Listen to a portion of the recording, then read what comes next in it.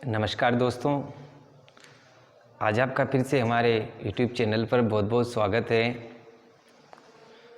जैसा कि हमने स्टार्टिंग में संविधान के विषय में जाना, फिर हमने भारतीय संविधान की प्रमुख अनुसूचियाँ, भारतीय संविधान की प्रस्तावना और संविधान का भाग 1 इनका हम अध्ययन कर चुके थे। आज हम अध्ययन करेंगे बच्चों नेक्स्ट से जो हम पूर्व में पढ़ चुके थे उसके आगे हम नेक्स्ट पढ़ रहे हैं संविधान का भाग 2। तो आप ध्यान रखेंगे कि संविधान के भाग 2 में लिखा क्या है। तो सिटीजनशिप नागरिकता के बारे में उल्लेख कहाँ पर कर रखा है? भाग 2 के अंदर। काफ़ी सारी परीक्षाओं में बहुत सिंपल प्रश्न इस प्रकार पूछ लिया जाता है कि भारतीय संविधान के कौन से भाग में नागरिकता का प्रावधान है? भाग 2 में। या भाग 2 में क्या उल्लेखित है? नागरिकता। आप ये भी ध्यान रखेंगे कि नागरिकता से संबंधित प्रावधान अनुच्छेद कहाँ से कहाँ तक है? तो अनुच्छेद 5 से 11 तक नागरिकता से संबंधित प्रावधानों का उल्लेख किया गया है। ये आप लोग ध्यान रखेंगे। लंबे समय से किसी भी भूभाग में निवास करने वाला व्यक्ति उसका नागरिक होता है, लेकिन इसके कई सारी बातें होती है बच्चों। उन सभी बातों को, नागरिकता को आज हम संविधान के माध्यम से, हमारे नियम कानूनों के माध्यम से हम जान रहे हैं। आप में से काफ़ी सारे बच्चे मेरे ख्याल से आज ही जुड़े होंगे, तो आप पूर्व की क्लासें भी हमारे चैनल पर जाकर के सारी कक्षाएं पढ़ ले ताकि आपके काम आ सके। तो हम बातचीत करते हैं नागरिकता से संबंधित प्रावधान की। तो सबसे पहले हम देखते हैं कि भारत में जो नागरिकता से संबंधित प्रावधान है कौन से भाग में? भाग 2 में। और भाग 2 को बच्चों क्या कहा जाता है? सर्वाधिक कठिन भाग। संविधान के जितने भी भाग हैं, आपने संविधान के जितने भी भाग पढ़े हैं, जिनमें से सबसे ज़्यादा कठिन भाग जो आपको देखने को मिलेगा वो कौन सा है बच्चों? भाग 2। इसी बातें किसने की? संविधान को लिखने के बाद हम किसी की मैसेज भी लिखते हैं तो सेंड करने से पहले उसे एक बार पढ़ते हैं। संविधान को लिखा गया तो लिखने के बाद उसे 3 बार पढ़ा गया। संविधान को प्रथम बार पढ़ा था, संविधान के प्रथम वाचक जो थे आप सभी लोग जानते होंगे, डॉक्टर सर्वपल्ली राधाकृष्णन। ये संविधान के प्रथम वाचक हुए हैं। तो इन्होंने जब भाग 2 को पढ़ा तो ये सबसे कठिन भाग लगा और इसे संविधान का सबसे कठिन भाग कहा जाता है। ये आप ध्यान रखेंगे। साथ में इस नागरिकता वाले भाग की संविधान सभा के द्वारा कुछ आलोचनाएं भी की गई थी। तो आप लोग ध्यान रखेंगे ये सर्वाधिक आलोचित भाग है। भारतीय संविधान का सर्वाधिक आलोचित भाग कौन सा है बच्चों? ये भी आप ध्यान रखेंगे कि सर्वाधिक, जिसकी सबसे ज़्यादा आलोचनाएं की गई, सर्वाधिक आलोचित भाग भी कौन सा है? संविधान का भाग 2 सबसे कठिन भी है और सबसे आलोचित, सबसे ज़्यादा आलोचनाएं भी की गई है। नेक्स्ट हम बातचीत करते हैं कि भाग 2 के अंदर जो नागरिकता है तो भारत में कैसी नागरिकता है? तो आप ध्यान रखेंगे भारत में एक हरी नागरिकता है। भारत में कौन सी नागरिकता है? एक हरी नागरिकता। देखो आप ध्यान रखेंगे इसे हम एकल नागरिकता भी कहते हैं बच्चों। आप लोग जरा ये भी ध्यान रखेंगे कि भारत में एक हरी नागरिकता भी है, भारत में एकल नागरिकता भी है। आप ध्यान रखेंगे कि एक हरी नागरिकता या एकल नागरिकता का अर्थ क्या होता है? तो भारत में बच्चों समान नागरिकता है। कैसी नागरिकता है? समान नागरिकता। ये भी आप लोगों को ध्यान रखना है। भारत में सभी लोगों को समान नागरिकता का अधिकार है। या नागरिकता से संबंधित किसी भी प्रकार का भेदभाव नहीं किया जाता है। आपको पता होगा कि हम लोगों ने जो एक हरी नागरिकता ली है, एक हरी नागरिकता ली है, ये कहाँ से लिए बच्चों? ब्रिटेन से। कि सभी व्यक्तियों के एकल नागरिकता होगी, समान नागरिकता होगी। तो नागरिकता से संबंधित प्रावधान हम लोगों ने कहाँ से लिए हैं? ब्रिटेन से लिए हैं। एक ही नागरिकता का मतलब संघ और राज्य की एक ही नागरिकता होगी। जैसे मैं आपको बता दूं कि ये हमारा भारत देश है और इस भारत देश के अंदर हम राजस्थान में निवास कर रहे हैं, तो हमारे पास 2 नागरिकताएं नहीं हैं। हमारे पास राजस्थान की नागरिकता और भारत की नागरिकता अलग अलग नहीं है। हमने जो कल संघ जो बनाया था, हमने संघ की, यूनियन की जो बात की थी, उस पूरे संघ की एक ही नागरिकता होगी, ऐसा आप ध्यान रखेंगे। और जहां पर ध्यान रखेंगे संघ और राज्य की अलग अलग नागरिकता होती है बच्चों, वहां होती है दोहरी नागरिकता। आप लोगों को पता होगा कि अमेरिका के अंदर दोहरी नागरिकता का चलन है। अमेरिका के अंदर संघ और राज्यों का अलग अलग संविधान हुआ करता है। संघ का संविधान अलग है और राज्य का संविधान अलग है। हमारे यहाँ संघ और राज्य का एक ही संविधान है। संघ और राज्य का संविधान एक होने के कारण नागरिकता भी एक ही है। हम सब भारतीय हैं, हम ऐसा नहीं कहेंगे हम राजस्थानी हैं। लेकिन अमेरिका में ऐसा सिस्टम नहीं है। वहाँ पर संघ की नागरिकता अलग और राज्य की नागरिकता अलग होती है, इसलिए दोहरी नागरिकता का चलन है। आपको पता होगा कि दोहरी नागरिकता भी हम लोगों ने ली है। वो कहाँ से लिए? अमेरिका से। देखो हम बच्चों बातचीत करते हैं 5 अगस्त 2019 से पूर्व की। आप लोग बहुत अच्छे से ध्यान रखेंगे। 5 अगस्त 2019 से पूर्व की बातचीत करें तो हमारे यहाँ दोहरी नागरिकता का जो चलन था बच्चों, वो था जम्मू कश्मीर रियासत में। क्योंकि जम्मू कश्मीर रियासत में एक नागरिकता तो जम्मू कश्मीर की हुआ करती थी और दूसरी नागरिकता कहाँ की हुआ करती थी? भारत की हुआ करती थी।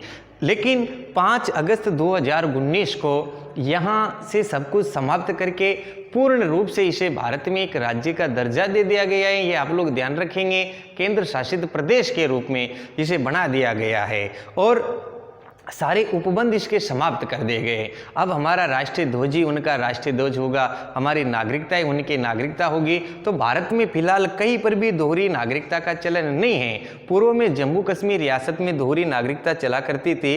जो दोहरी नागरिकता हमने कहाँ से लिए? अमेरिका से लिए। जरा आप लोग ये भी ध्यान रखेंगे। बाकी हम इसकी काफ़ी सारी बातें नागरिकता के आगे करने वाले हैं, ये आप लोग ध्यान रखेंगे। नेक्स्ट हम बातचीत करते हैं इसी नागरिकता से संबंधित प्रावधानों में अनुच्छेदों की। तो आप लोगों ने शायद स्क्रीनशॉट ले लिया होगा, नहीं लिया हो तो भी आप ले ले। अब सॉरी मैं भूल गया, और अब आपने ले लिया होगा। तो अब हम बातचीत करते हैं इनके अनुच्छेदों से संबंधित की। ये थी बात जो नागरिकता का सामान्य परिचय। आप लोग एक और ध्यान रखेंगे कि भारत की नागरिकता देगा कौन? भारत की नागरिकता कौन प्रदान करता है? तो बच्चों भारत की नागरिकता भारत सरकार का गृह मंत्रालय देता है। नागरिकता कौन प्रदान करता है बच्चों? गृह मंत्रालय। भारत की नागरिकता कौन देगा बच्चों? गृह मंत्रालय। ये भी आप लोग ध्यान रखेंगे।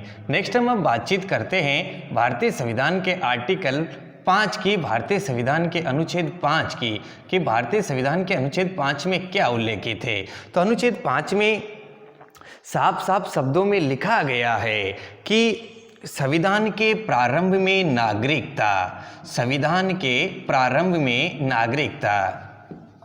अब संविधान के प्रारंभ में नागरिकता का मतलब क्या है? तो संविधान के प्रारंभ में नागरिकता, इसे आप लोग यूं ध्यान रखेंगे कि संविधान कब प्रारंभ हुआ था। देखो 2 तिथियां मैंने आप लोगों को बताई थी।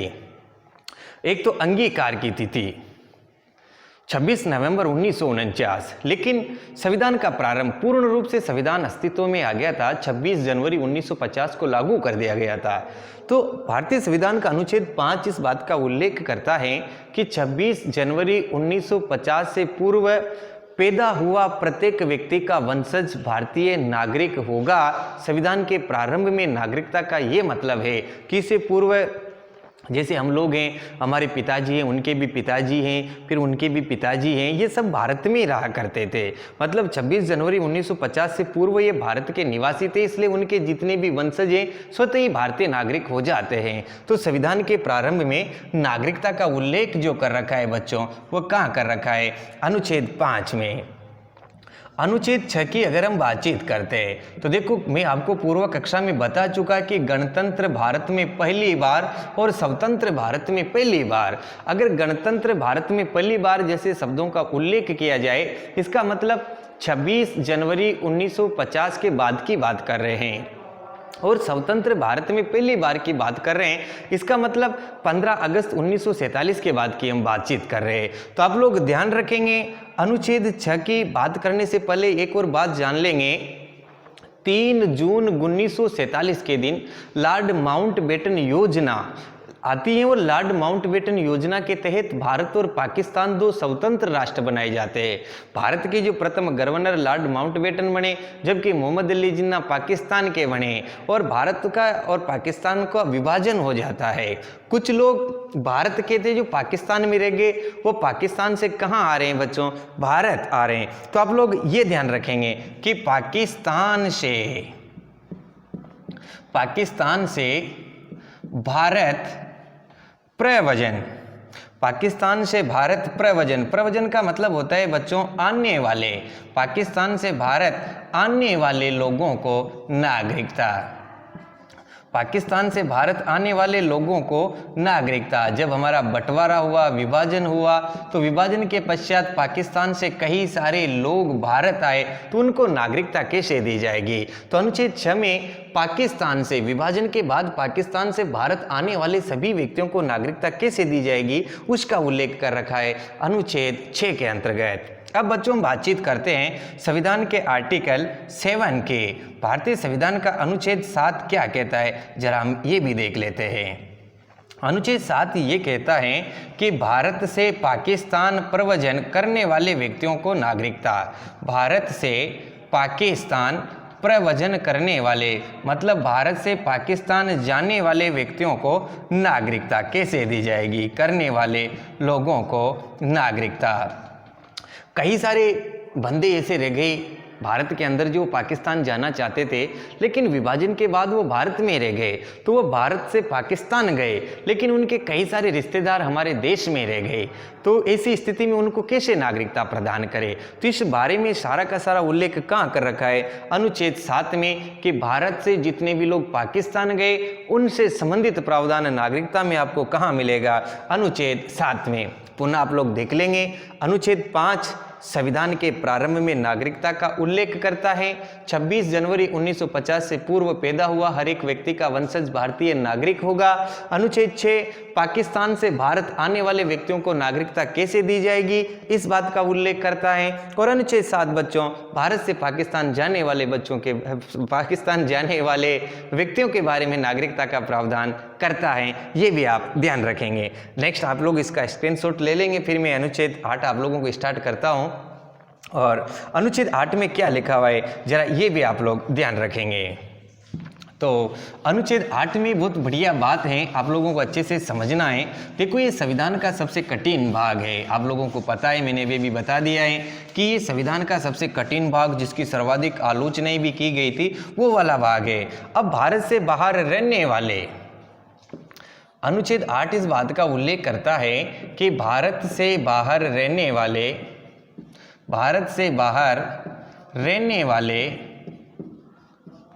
ये बात है बच्चों अनुच्छेद 8 के आर्टिकल, संविधान का आर्टिकल 8 जिस बात का उल्लेख कर रहा है वही भारत से बाहर रहने वाले भारतीय उद्भव के कुछ व्यक्तियों को नागरिकता, भारतीय उद्भव के व्यक्तियों को नागरिकता। जरा आप लोग इसे समझेंगे क्या कह रहा है, व्यक्तियों को नागरिकता। देखो अब इस बात को आप लोग नहीं समझ पाए होंगे, क्योंकि संविधान में इनके शब्दों को, भाषा को, अर्थों को समझना बहुत मायना रखती है। भारत से बाहर रहने वाले, जैसे कोई भी व्यक्ति है बच्चों, जैसे मैं हूँ, अब मैं अभी यहाँ का हूँ, लेकिन बाद में क्या होता है कि मैं बाहर चला जाता हूँ और बाहर जाकर के मैं वहीं रह जाता हूँ, लेकिन मैं मूलतः कहाँ का था, भारत का था। मेरा उद्भव जो हुआ था वो उद्भव कहाँ पर हुआ था, भारत में हुआ था। तो ऐसे बच्चे जिनके माता या पिता भारतीय हैं लेकिन वह विदेश में निवास कर रहे हैं, तो माता या पिता में से अगर कोई भी एक भारतीय है तो भी भारत के नागरिक हो सकते हैं। विदेश में कोई भी, यहाँ की लड़की है, यहाँ का लड़का है, विदेश में चला जाता है, विदेश में विवाह कर लेता है, वहीं रहने लग जाता है, तो अगर कोई भी भारतीय जिसका उद्भव भारत में हुआ हो और बाहर में उसके लड़के बच्चे होते हैं, तो वो भारत की नागरिकता ले सकते हैं। इसका प्रावधान कहाँ किया गया है, 8 में। अब अनुच्छेद 9, जरा आप लोग 8 का ले लेंगे, फिर अनुच्छेद 9 को हम थोड़ा विस्तार से समझेंगे। 8 का आप लोग स्क्रीनशॉट ले सकते हैं। अनुच्छेद 9 आप लोगों से क्या कहता है, जरा इस बात को आप लोग बहुत अच्छे से समझेंगे, क्योंकि अनुच्छेद 9 बहुत बढ़िया बात बताता है। अनुच्छेद 9 से इकहरी नागरिकता का भी व्याख्या होगी, ये आप लोग ध्यान रखेंगे। अनुच्छेद 9, अनुच्छेद 9 इस बात का उल्लेख करता है कि दूसरे देश की, मतलब नागरिकता समाप्त कैसे होगी, दूसरे देश की नागरिकता ग्रहण करने पर, दूसरे देश की नागरिकता ग्रहण करने पर भारत की नागरिकता समाप्त हो जाएगी, भारत की नागरिकता समाप्त हो जाएगी।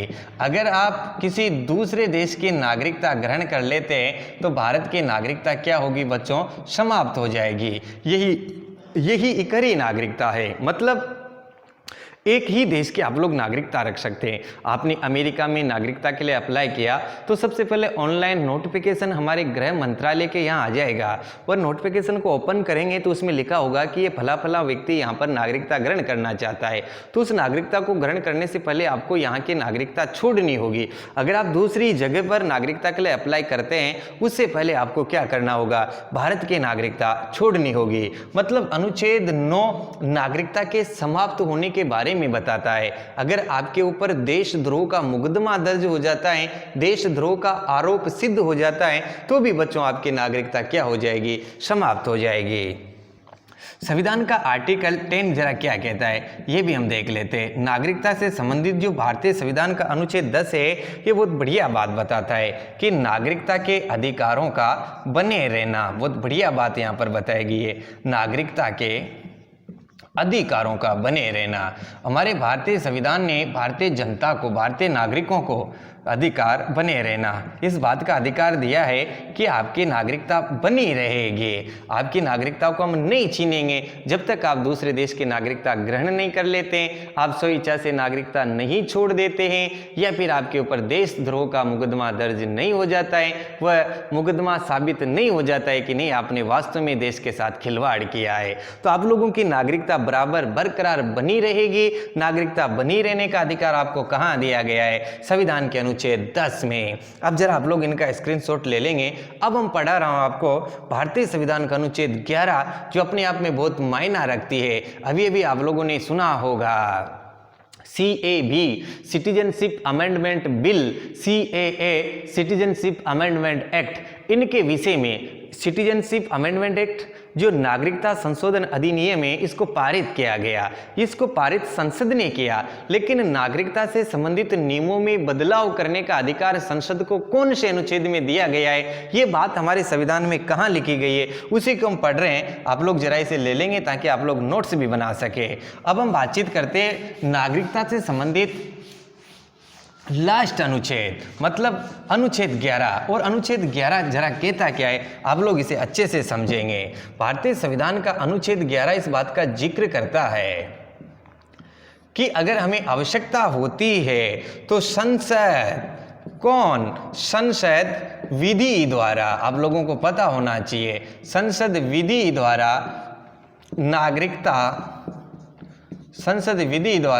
नागरिकता में संशोधन कर सकती है।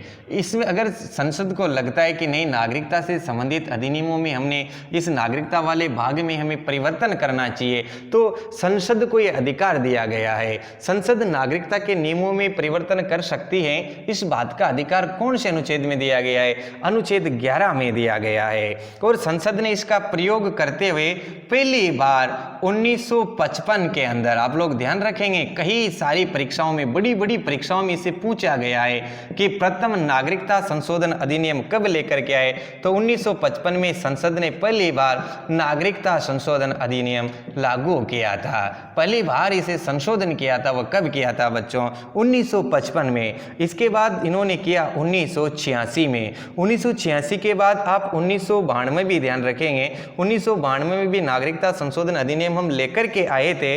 उसके बाद 2003 में भी हम लोग लेकर के आए हैं। उसके बाद 2012 में भी नागरिकता से संबंधित प्रावधानों में संशोधन किया है। तो अब तक आप लोग ध्यान रखेंगे पहली बार जो संशोधन किया नागरिकता में वह किया 1955 में।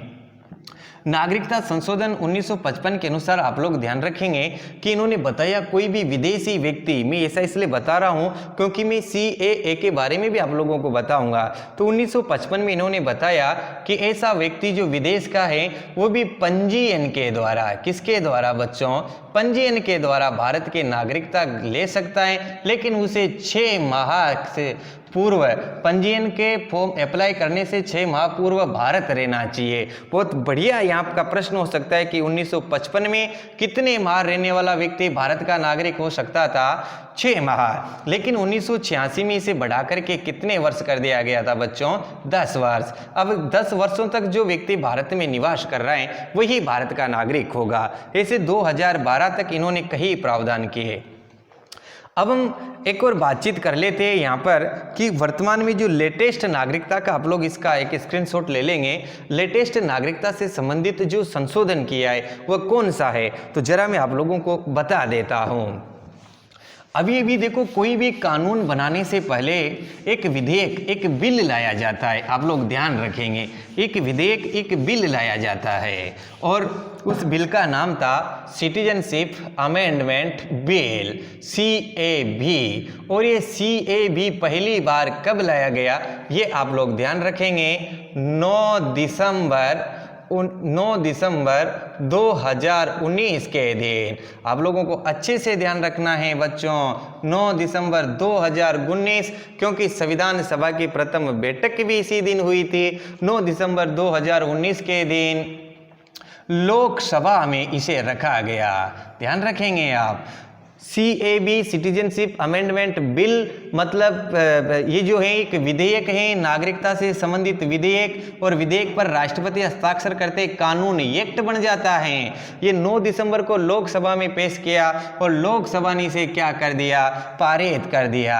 लोकसभा के बाद ये किसके पास जाएगा, ये राज्यसभा के पास जाएगा और 11 दिसंबर 2019 के दिन इस CAB को राज्यसभा ने भी पूर्ण बहुमत से क्या कर दिया बच्चों, पारित कर दिया।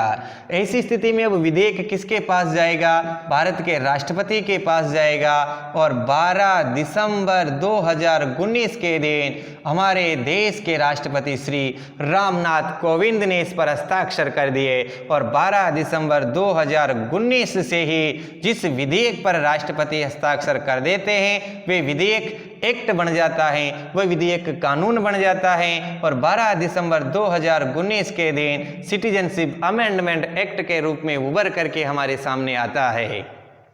जरा हम देख लेते हैं इसमें क्या प्रावधान किया गया। नंबर 1 प्रावधान, पाकिस्तान, ध्यान रखेंगे आप, पाकिस्तान, बांग्लादेश।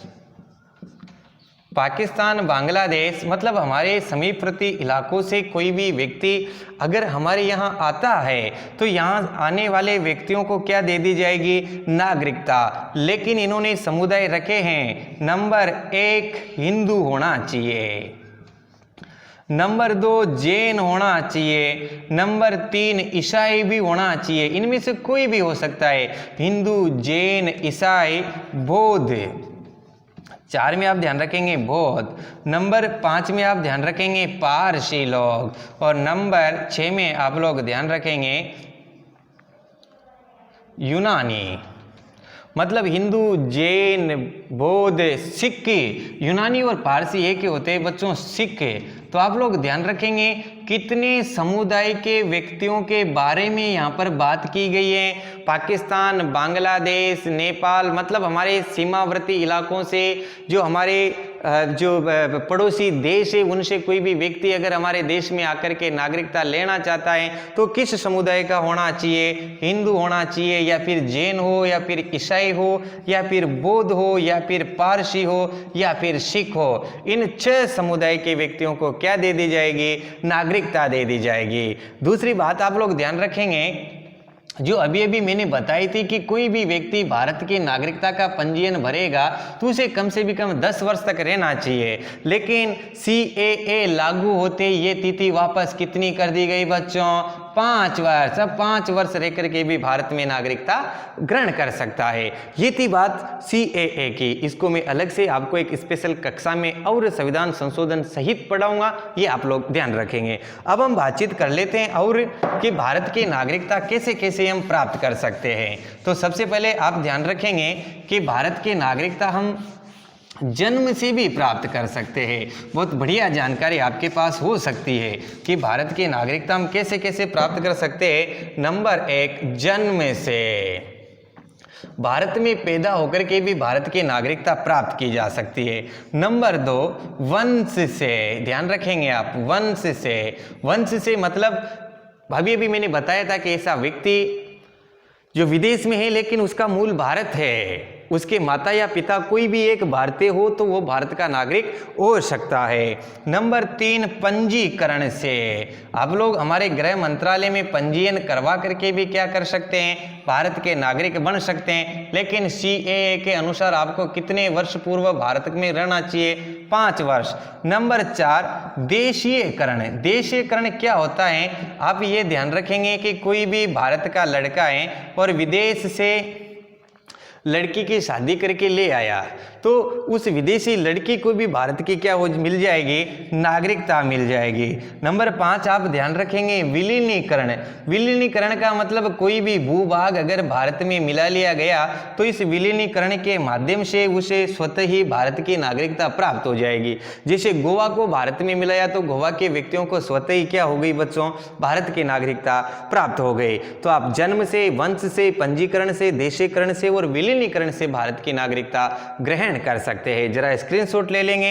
अब भारत की नागरिकता कैसे छूटेगी ये आप ध्यान रखेंगे। अगर आपके ऊपर देशद्रोह का आरोप सिद्ध हो जाता है या फिर आपने स्व इच्छा से दूसरे देश की नागरिकता ग्रहण कर ली है या आप स्व इच्छा से नागरिकता छोड़ना चाहते हैं तो भारत की नागरिकता छोड़ सकते हैं। तो बच्चों ये था आज का संविधान का भाग 2।